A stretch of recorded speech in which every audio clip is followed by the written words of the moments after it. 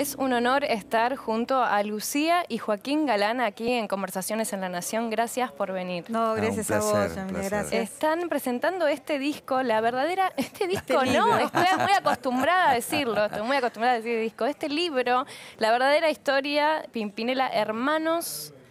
¿Qué es este libro? ¿Cómo se les ocurrió sentarse a escribir la autobiografía de Pimpinela?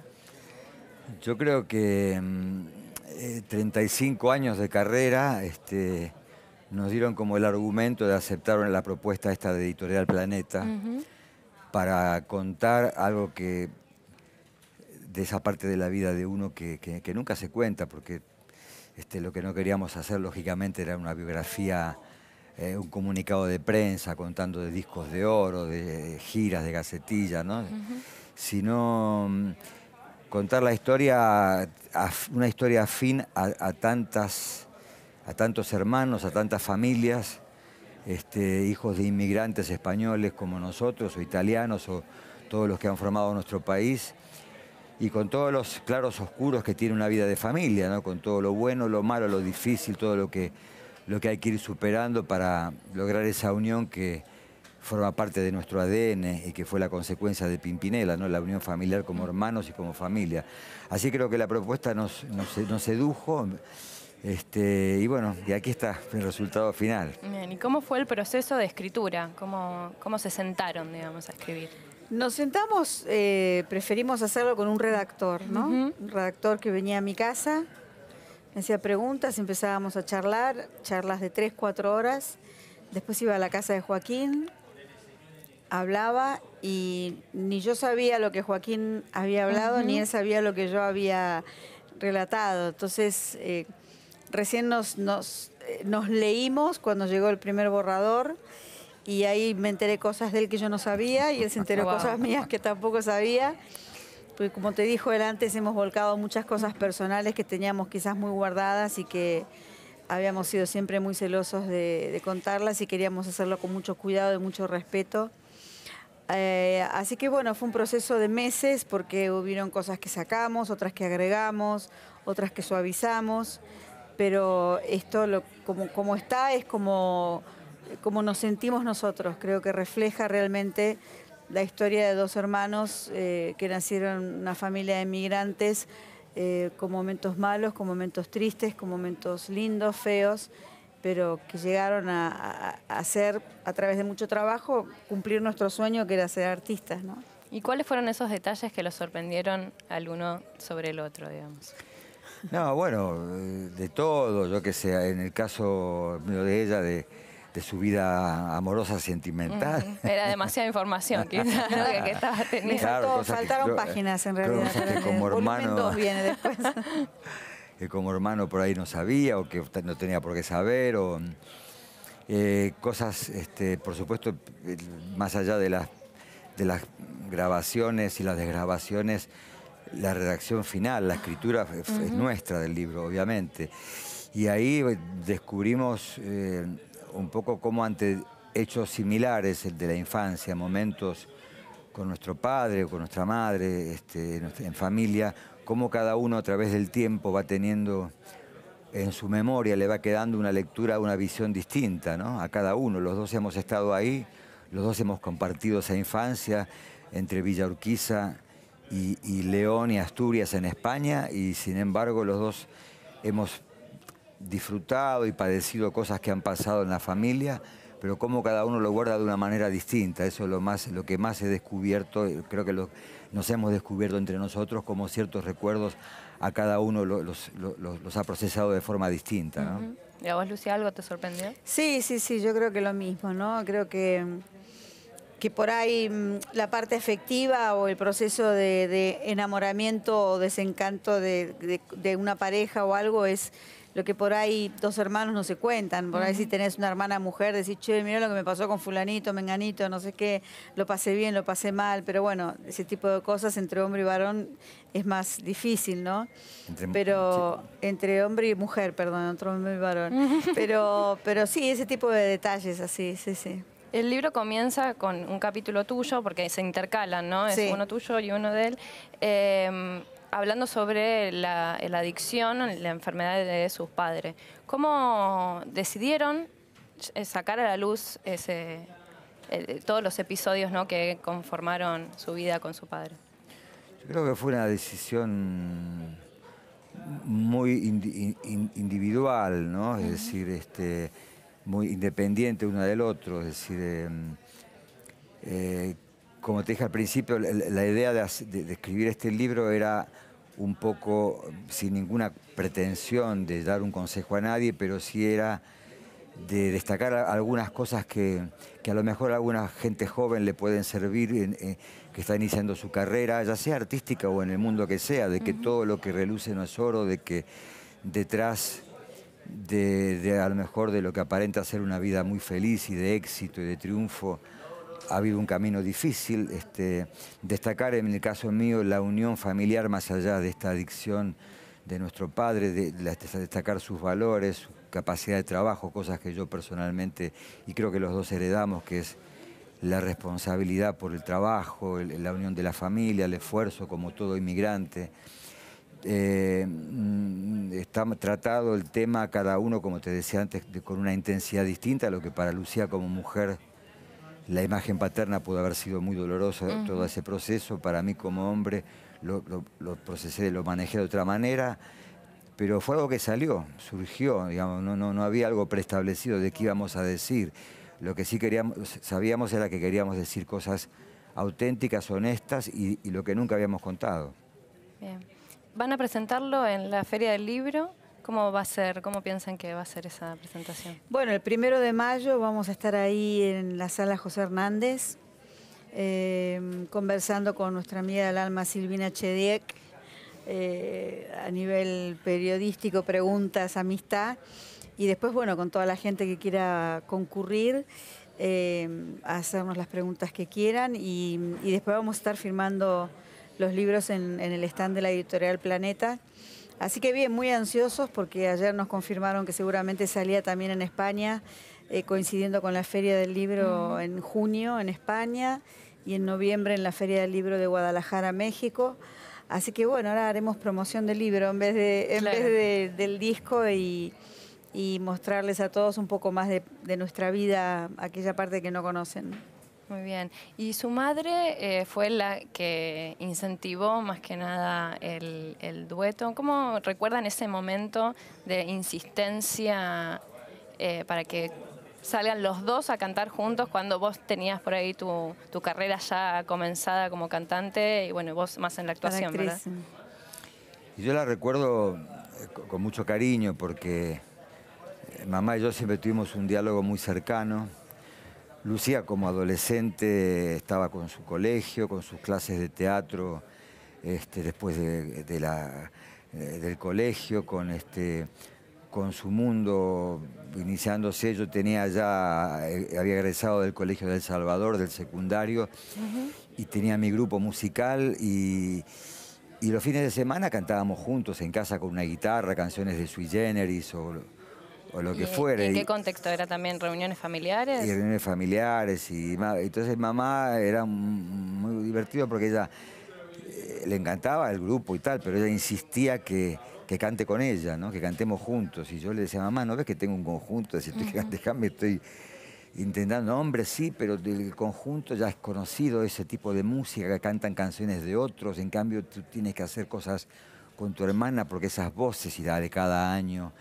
Lucía era más bien, yo la sentía como una, participaba observando, pero un día le dije, mira, si alguna vez se nos ocurre algo distinto, yo te aviso, digo, hoy por hoy no, y ella decía así como ese grupo, los Carpenters, de hermanos, y bueno, con mucho cariño lo recuerdo eso, porque era muy tierno, no era desde la imposición, sino desde esa visión casi premonitoria, ¿no?, de una madre que como antes se fijaba mucho en los hijos. ¿Y cómo fue el momento en el que sí quisieron hacer algo distinto, digamos? ¿Cómo se lo comunicaron a ella que iban a empezar a cantar juntos? No, Joaquín ya venía componiendo este tipo de canciones dialogadas. Y un día, bueno, yo llego de mi clase de teatro a casa y y empiezo a cantar, empezamos a cantar como jugando los dos, ese tipo de canción así, actuándola, exagerando, y ahí un poco surgió la idea de decir, bueno, ojo, ¿por qué no incluimos mi vocación en la música? Vimos que ahí teníamos algo diferente, porque ese era el objetivo, de empezar con algo distinto, que la gente, que podía gustar o no gustar, pero que pudiera identificarnos, ¿no? Como una marca. Sentíamos que teníamos eso, y después conocimos a Luis Aguilé, un cantautor argentino que vivió en España muchos años, que fue la otra palabra profesional al escucharnos, diciendo que bueno, que no había dos hermanos que cantaran ese tipo de música o de esa manera. Así que bueno, ahí se unió todo, todas las posibilidades, y dijimos, bueno, mamá, te estamos haciendo caso, ahí vamos a empezar. Y en ese momento, ¿qué escuchaban? Más allá de que cantaban ahí Sui Generis y demás, ¿cuáles fueron sus primeros discos que compraron por decisión propia? Los primeros discos, bueno, en esa época, en los 70, estaba muy de moda la música, las baladas de los cantantes españoles, como Camilo Sesto. Nosotros vivíamos nos criamos entre Buenos Aires, como te decía, y entre León y Asturias y España. Así que traíamos mucha música de allá. Y Beatles. Beatles, por supuesto, el detonante de mi amor por la música. Escuchábamos Joan Manuel Serrat, en mi caso personal, el rock nacional, digamos, Sui Generis. De hecho, mi grupo hizo de banda de apertura en algún concierto de Sui Generis, del comienzo de ellos.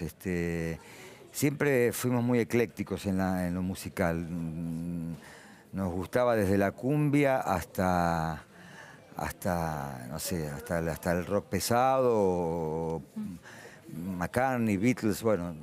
Y nuestra música no ha tenido ninguna influencia en particular, porque es difícil catalogarla dentro de un género lo que hacemos, ¿no? Es como una especie de pequeña comedia musical de 3 minutos, una zarzuela, no sé cuál es el origen, muchas veces nos lo han preguntado, pero no se parece a nada de lo que nos gustaba a nosotros al principio. Así que no te puedo decir qué nos influenció. Claro. Sin embargo, bueno, muchos de estos personajes los conocieron después, ¿no? Sí. En el medio de su carrera.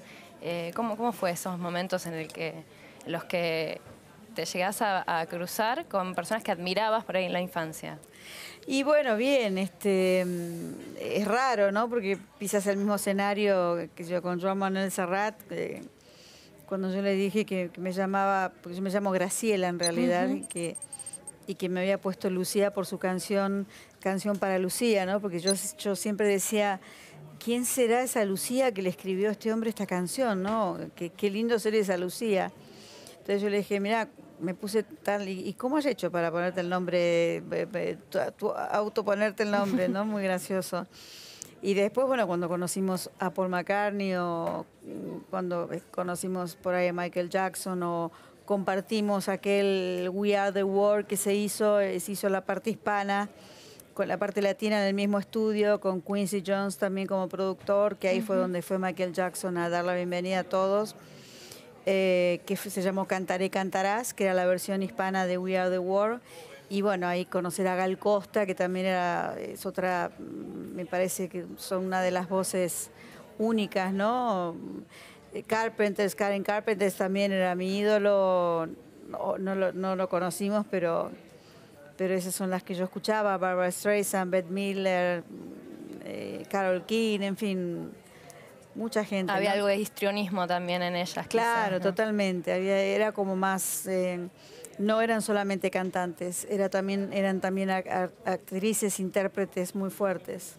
Y las colaboraciones siempre formaron parte, digamos, de su repertorio. Bueno, ahora últimamente también hicieron con Ale Sergi, con Luciano Pereira también. Sí. ¿Piensan que hay algún artista que les gustaría que comparta escenario o estudio? Siempre que invitamos a alguien a cantar juntos, como en el caso del tema Ese Hombre con Diango, luego el homenaje a las madres con Querida Amiga con Diego con Maradona, o incluso una canción que grabamos con Phil y Michael Thomas, el coprotagonista junto a Don Johnson de Miami Vice, aquella serie tan exitosa de los 90, 80 y 90, siempre surgió de una canción. Nunca pensamos cómo nos gustaría grabar con tal o con cual, ¿no? A la hora de componer, de repente había un desafío que parecía ahí un tercero, un discordia o tercera, y entonces nos juntábamos y decíamos, mira, ¿qué hacemos con esto? Pensamos en alguien y la historia de la letra de la canción ya nos llevaba a conectarnos en ese artista, ¿no? Así que no tenemos a alguien en mente. Si surge una canción, tocaremos el timbre, pondremos un email, un llamado telefónico y la grabaremos.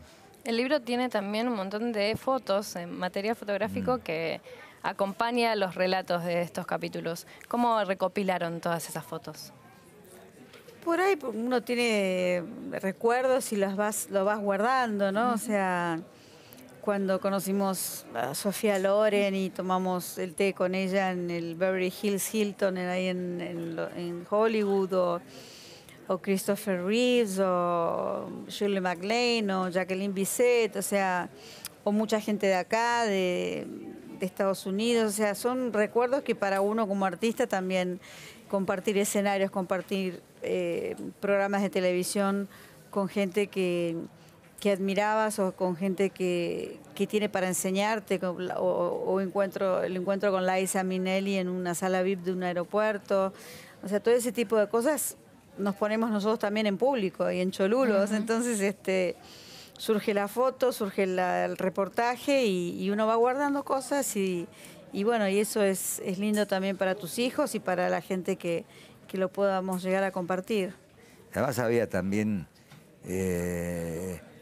antes era más dificultoso sacar las fotos, porque estaba el carrete y el rollo y todo eso, pero en la familia, yo no, porque yo soy un desastre para eso, pero sí, yo me encargué mucho de guardar todo ese material de fotos, procesarlas en nuestra productora, tener no solamente fotos, sino de videos, porque digitalizarlo, tenerlo como un archivo desde lo artístico hasta lo personal, porque bueno, me imaginaba que en algún momento nos iba a ser útil como recuerdo o como también parte de dejarlo plasmado en un libro, en un álbum o en un especial de televisión, como ha sucedido, ¿no?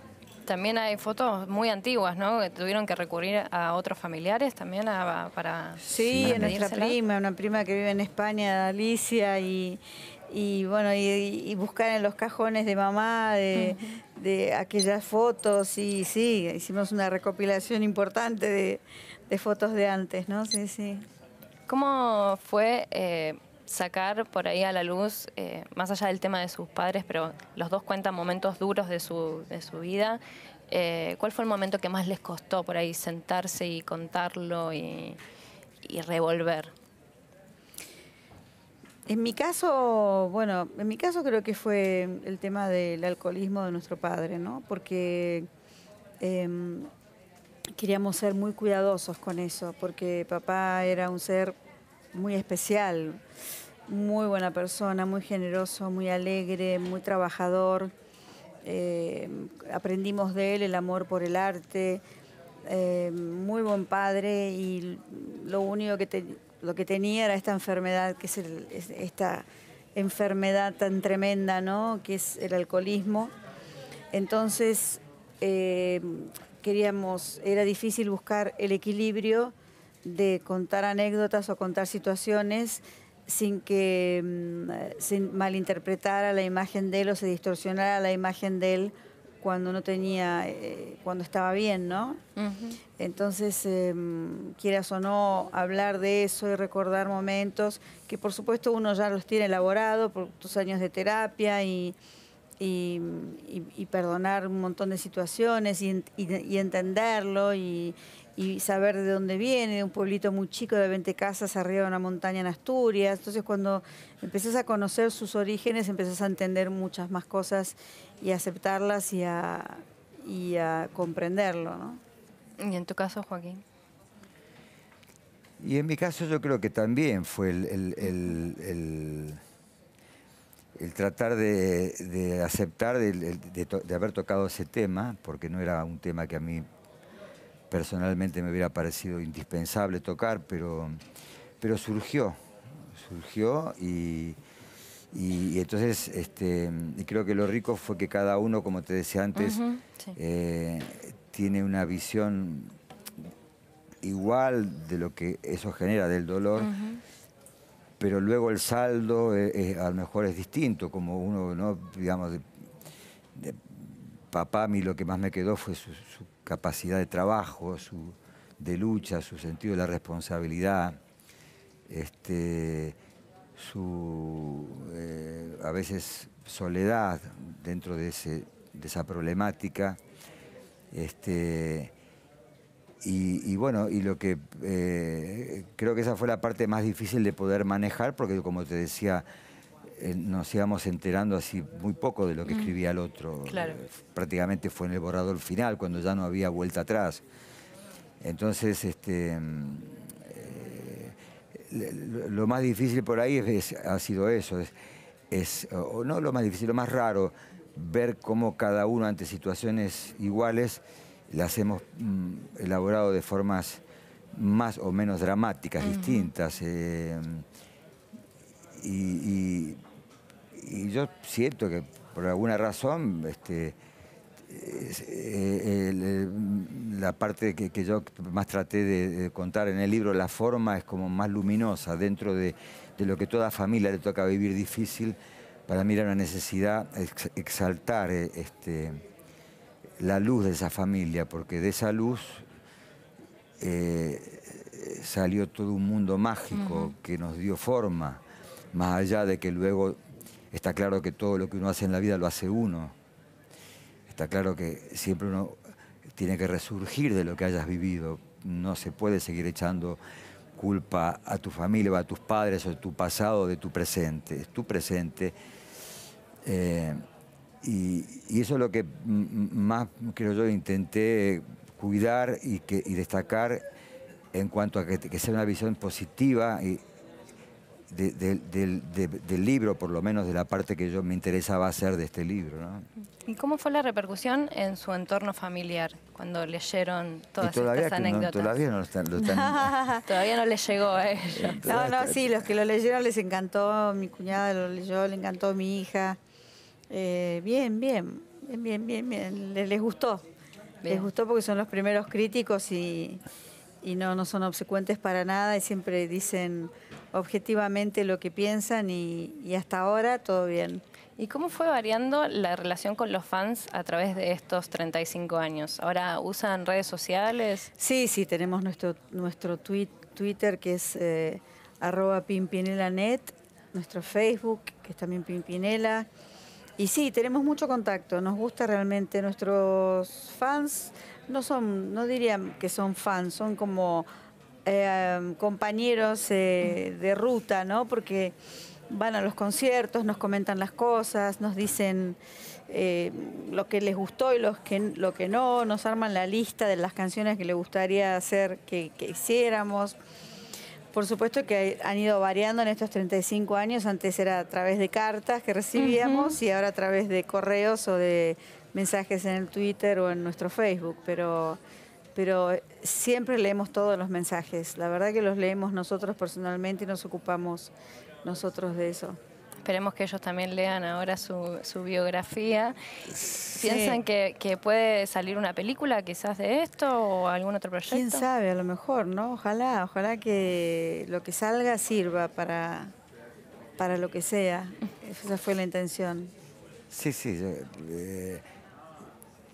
bien siempre hemos sido como muy independientes a la hora de elegir proyectos, digamos, nuestro temperamento no es de sentarnos a esperar a que las cosas surjan, pero sí, muchas veces cosas que nosotros no provocamos el libro, como te decía antes, fue una propuesta, pero ya hay propuesta para hacer una serie de televisión donde se cuente un poco el desarrollo del libro con personajes que dramaticen nuestra historia, y en algunos casos a lo mejor nosotros mismos ocuparnos de eso, como se está haciendo mucho afuera. Son series de 7, de 6, de 13 capítulos. Y todo aquello que nos parece distinto, porque seguimos un poco sintiéndolo del principio, ¿no? Siempre nos gusta hacer cosas distintas, jugar un poco en ese límite de lo que la gente no espera.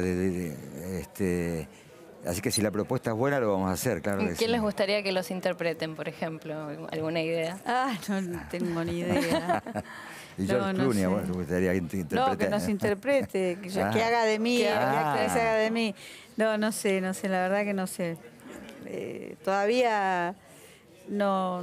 Más que nombres conocidos, nos gustaría que fueran actores, que la belleza no pasara por lo físico, sino por la expresividad, ¿no? Es decir, siempre, como se cuenta en el libro, y coincido con esa parte de Lucía, valoramos mucho más ese tipo de actor, no una cara bonita, sino alguien que realmente te conmueva, ¿no? Así que sí, nos encargaríamos lógicamente de dar el ok o no a quien lo produzca haya elegido, ¿no? Porque eso sí para nosotros es importante.